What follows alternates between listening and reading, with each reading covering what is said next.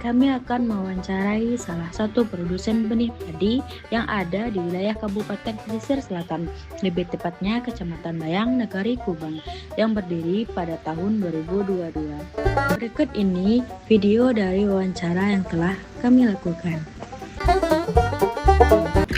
Kalau nama Pak Yusmardi. Nah, jadi kalau di Kiko kepala suku Pak ya. Jadi Datuk Mandarabayo.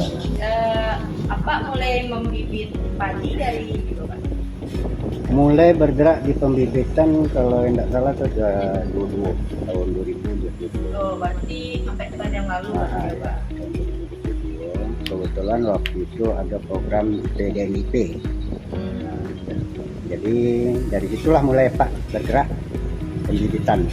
Dibantu oleh kan DPP Dinas Pertanian Kabupaten, juga Dinas Pertanian Provinsi. Masih aktif ya. Sampai kini aktif. Ini membibit benih, varietas, sokan sama bawaan gitu ya. Varietasnya bawaan cie, sokan cie. Lebih kurang anggaran 16 ton kalau sini. Dan itu kerjasama dengan Dinas Pertanian, sumber dananya PBN, itu kelompok-kelompok tani gitu. Ini masih tahap dalam pengujian labor. Setelah itu di DPSP di titik tinggi ya, luas lahan 25 hektar. 25 hektar yang untuk dikelola untuk pembibitan berkisar 10 hektar. Kalau dari proses menanam padi itu sama padi untuk benih, sama untuk dikonsumsi sehari-hari itu Pak bedanya tuh Pak sama? Kalau untuk pembibitan itu kualitas benihnya itu beda. Kalau untuk pembibitan kualitas benihnya itu harus label biru, label ungu ya, label ungu itu dijadikan label hijau. Nah, label hijau. Ada yang label putih ya, label putih dijadikan label biru ungu ya, dari ungu itu baru sebar. Nah, ya. Jadi kalau kualitas untuk pembibitan memang harus dijaga gitu. Beda gitu.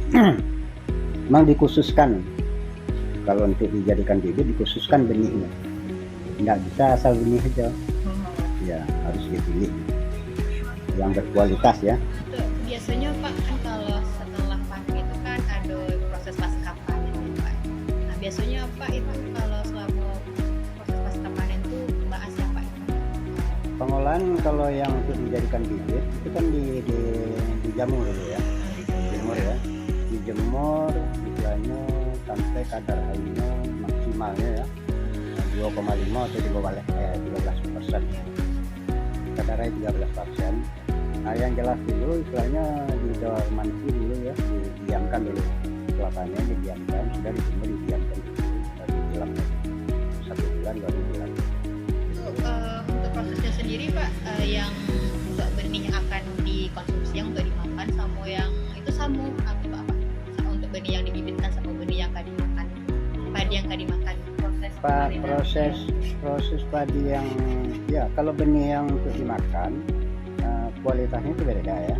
Kualitas benih yang untuk benih sebar tadi itu kan berarti untuk dikonsumsi ya kan. Nah, kalau benih yang untuk dijadikan benih balik itu label ungu ya. Kalau dari label ungu ke label biru, dari label biru itu untuk benih sebar. Kalau benih sebar tadi itu bisa untuk dikonsumsi lah ya. Tidak ya, kalau benih label biru tadi itu tidak bisa dijadikan untuk benih lagi.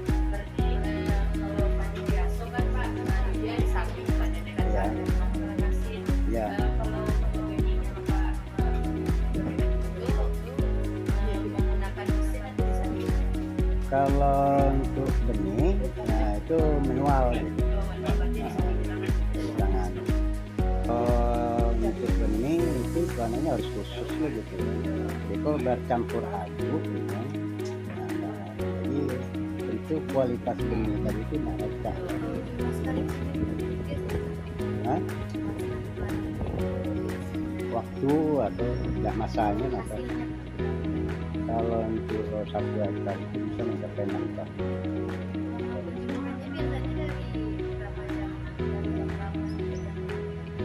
Kalau secara aturannya penjemuran itu paling katanya dari umpamanya 10 jam atau Biasanya kalau untuk mengaring menjamu padi untuk benih itu sampai berapa untuk padi itu Pak? Kalau bisa di nah kita tes tes kadar airnya nih. Kadar airnya kalau mencapai 12% boleh. Jadi istilahnya uji kadar air itu harus awak beli alatnya itu kan, beli alatnya. Nah itu dimasukkan ke situ kadarnya 2 balai pasang, kan? 2 balai pasang paling ngakunya. Pada proses pengolahan benih itu kan ada tahapan pembersihan benih. Nah, Itu biasanya manual atau menggunakan mesin? kalau pembersihan ya, kalau pembersihan kalau apanya ya ada alat kipasnya kan. Nah, jadi setelah apanya kipas ulang beli.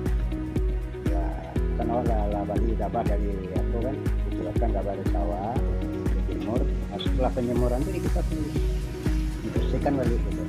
Jadi kalau ada yang kurang-kurang kan terbuang. Ini harus tujuannya bersihnya. Kriteria benih yang baik untuk bisa dijadikan sebagai bahan terbanyak itu yang kayak gimana?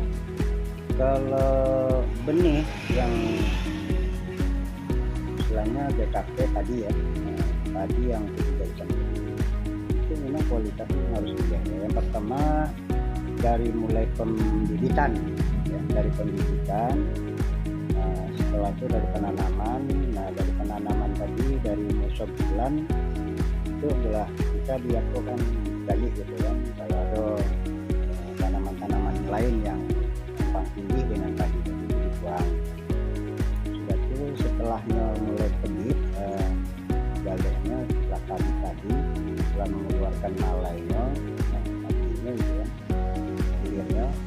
Nah itu kalau yang ada gonjak di orangnya, kalau ada gonjaknya itu dibuang gitu.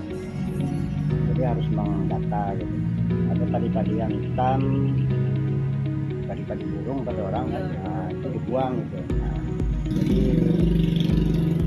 ya apa namanya itu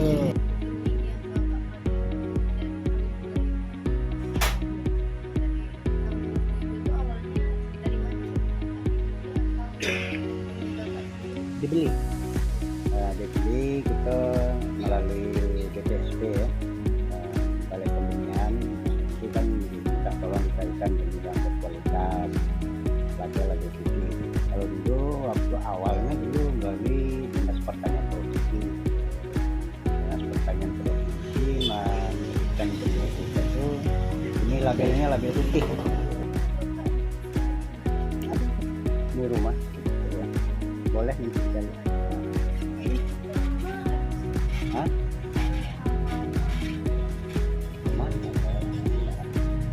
kalau hamanya paling kalau hama tikus gitu ya.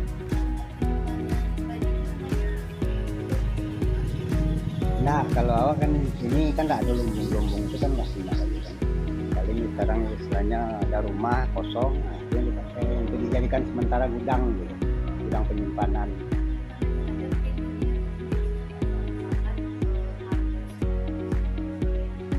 Kalau kriterianya kalau penyimpanan itu yang penting tidak pakai alasan tanah atau di atas semen gitu. Cuma harus pakai papan di atas tanah. Jadi harus ada papannya supaya kalau di atas semen aja kan uapan ya kan, muat. Jadi uapan tadi nanti kadar air nambah lagi, jadi nggak turun kadar airnya. Tapi kalau di atas papan, di alas pakai papan, jadi dia nggak muat.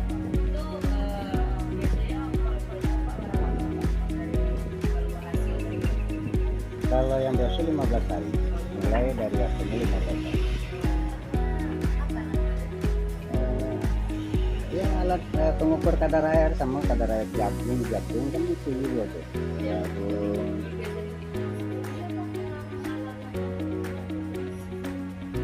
Kalau penurunan ada, istilahnya kan itu kan musim-musiman ya. Musim-musiman pas kapan itu ada yang normal, ada yang nggak normal. Ya serangan hama tadi. Yang paling bahaya itu kan hama tikus. Nah, kalau saya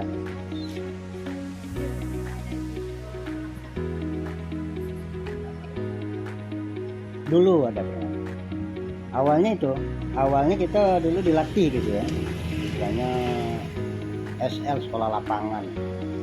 Nah kebetulan itu waktu kita membuat penangkar itu ada program dari dinas pertanian provinsi melakukan pembuatan penangkar benih, makanya kita melakukan itu.